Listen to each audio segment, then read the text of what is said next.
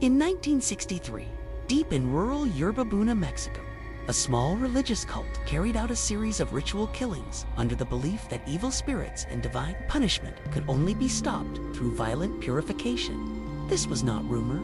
It ended with mass arrests, international headlines, and one of the most chilling cult cases in Latin American history. At the center of it all was a woman, later called the High Priestess of Blood. Her name was Magdalena Solis. The cult began as a fringe offshoot of a syncretic religion blending Christianity, indigenous beliefs, and apocalyptic prophecy. Members believed the world was nearing collapse and that demonic forces had infiltrated humanity. Salvation, they believed, required sacrifice. At first, the rituals were symbolic. Then they became physical. Magdalena Solis joined the group as a follower.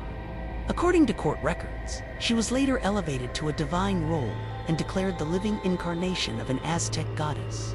Cult leaders taught members that Magdalena could identify possession, command spirits, and demand purification through blood.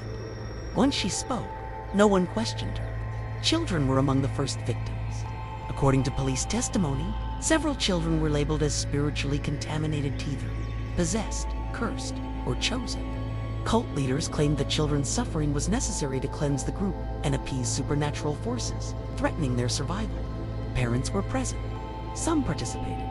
Others were told that refusal would bring damnation. The rituals were described in court as ceremonial executions, framed not as murder, but as spiritual necessity.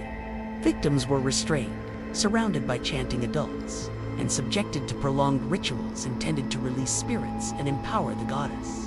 No medical help was ever considered. The belief system did not allow doubt. What makes this case especially terrifying is the emotional atmosphere described by surviving witnesses. There was no panic, there was no chaos, only certainty. Mexican authorities became involved after reports of missing children reached regional police. When officers raided the compound, they uncovered evidence of multiple killings and detained several members. Magdalena Solis was arrested attempting to flee. During interrogation, she did not deny the rituals. She defended them.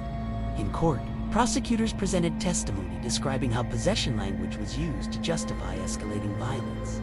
Any hesitation by victims was framed as resistance from evil forces. Silence was taken as proof the spirit had left. The cult believed death itself was purification. Magdalena Solis was convicted and sentenced to 50 years in prison, one of the harshest penalties at the time. Other cult members received long sentences.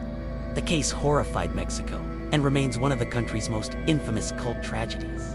What makes the Magdalena Solis case so deeply unsettling is not just the violence, but the logic.